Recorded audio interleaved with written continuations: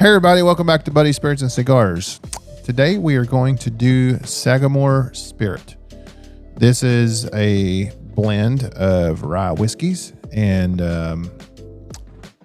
I've been wanting to dive off into the Sagamore. I haven't tried any of them yet. I've seen them, but you know how it is. I mean, you go and you see somewhere that has an amazing selection and all that kind of stuff, but there's so many, you can't try them all. But it gets expensive quick. Yeah, it does. But we are working on trying them all. So anyway, this is a new one to me, and P-Dub. Dawson's been into this one. It's got a crack on it already. Me and Thomas may or may not have broken into it. So you've had the neck pour. We have. So maybe, how long ago was that? 2 weeks. Shout out to Thomas, by the way. I enjoy talking to you when we talk now and then. So, okay. So the neck pour's gone. So this might be down into, it's been 2 weeks. So it might be down into where we get to actually taste some pretty cool stuff. I don't know, but, let's figure it out. Let's try it. Let's do it. Got a little air. This one is batch 12AI, and it's a blend of straight rye whiskeys, 112.2 proof. So this is their cask strength American whiskey. So rye. What price point are these?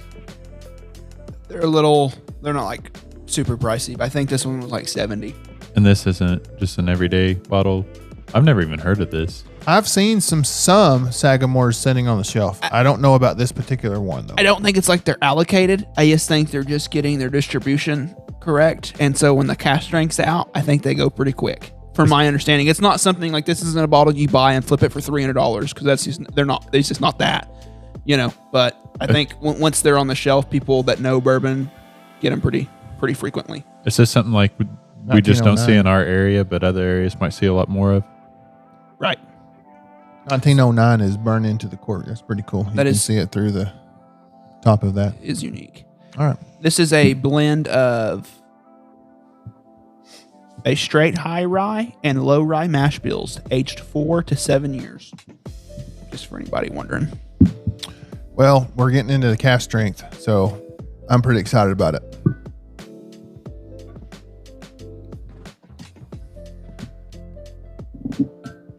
If you've tried any of the Sagamore line, leave us a comment below and let us know what particular one you've tried. If you've tried multiples, which ones you like. Like I said, I want to dive off more into the Sagamores. I've actually heard pretty good things about these, so I want to dive off more into these and see what we think. Form our own opinion. And if you guys need more, you can pour it. I'm trying to be, because it's got a not good trying color. to get you drunk on my hump or anything. Oh, it's got a good color, nice and dark. Are we going to need a wheelchair after this? I will. Right. Man, it is crazy viscous. There's no legs. Still, there they go. Finally. That's hugging that glass. It's very dark. I think you guys already said that, but Yeah, that's why I said you're No, going it's to got need a a great wheelchair. color. reiterating. It's got a really good color.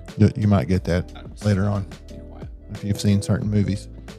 Good legs. What'd you say? Like I can't see McKinsey through it. Well, we said it was dark, and I said, yeah, you're probably going to need a wheelchair. Certain movies. That's a reference to a movie. I'm diving in. Oh, it's got a pleasant nose. Oh, hell yeah.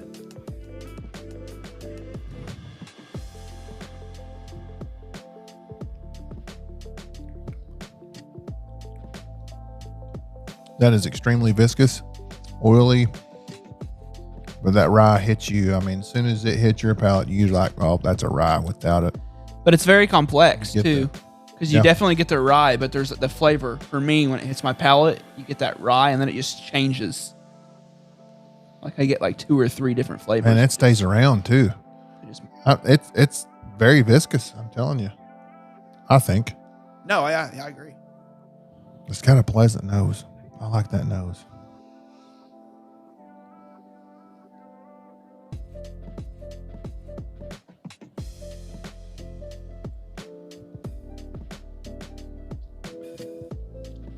I'm a buyer.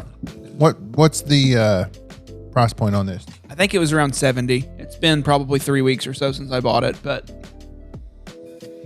You get some of the grains too, though, not just the rye. I mean, you can tell it's a rye without a doubt, but you still get some of the grain flavor as well. definitely some graininess to it. Not in a bad way, though. No. You know what I mean? But It's not off-putting at all. You definitely, but that may be why, because, there's a high rye mash bill and a low rye.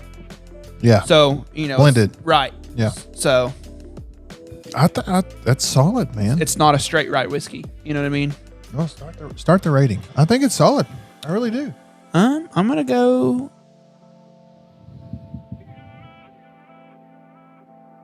3.5. That's exactly what I was thinking before you said it. Because it's a super good pour. I really enjoy it. I would drink it anytime it was ever offered to me. I'll probably drink this bottle. With my extensive collection, am I gonna go get one every time I empty out? Probably not. But Right. if I'm at Thomas's or Liquids or something, and I look up and I see one on the shelf for a good price, am I gonna buy it and I have the extra Chang-a-lang laying around? Yeah, sure will. No, that's a good bottle. And it's cask strength, so you're getting the full flavor of what they're trying to offer on this particular pour. So, I'm the same. 3.5. I think it's solid. It's a good pour. Got plenty of flavor. You definitely can tell it's a rye. It's very viscous and oily. It's hanging around on the palate for quite a while, but it's an enjoyable hang around. It's not anything that's off-putting or turns you off. So that's where I'm at as well. Got a little Kentucky hug to it.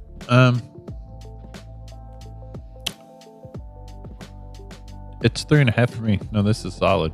It's I get some vanillas and caramels. Definitely get the grains like y'all talked about. It's good. It's a really good pour. Is it viscous for you? Is it Yeah, kind of it hangs oily? around. Hangs around for a while? It coats the mouth. It's like that worn soft feeling just left lingering. You know how you said Kentucky Hug?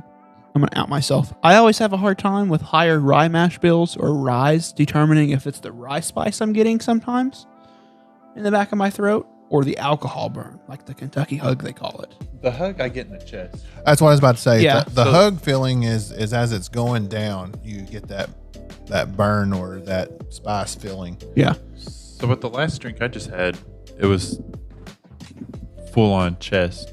But the first initials, y'all talked about being viscous and stuff and staying in there. I had that rice spice. Yeah. But For me, I don't get the Kentucky hug on this. It's I took a little bigger drink on that last one. well, I mean, maybe And that'll do it to you. that may be what does it. But I mean, if you take 2 ounces or an ounce a shot of anything, I mean, yeah. so but it, doing the normal sip that you do when you're trying to taste bourbon and you're not shooting it, you're actually enjoying it. I don't get the Kentucky hug on a typical. I was about to say I'm a sipper. Yeah. So Till it comes to anyway, beer. that's our review of Sagamore Spirit, the rye American whiskey, and it's great. I think it's a good pour. Definitely something you might look at putting in your collection. So with that being said, that's all we got time for on this episode. Thanks for joining us. We appreciate it, and we'll catch you on the next one.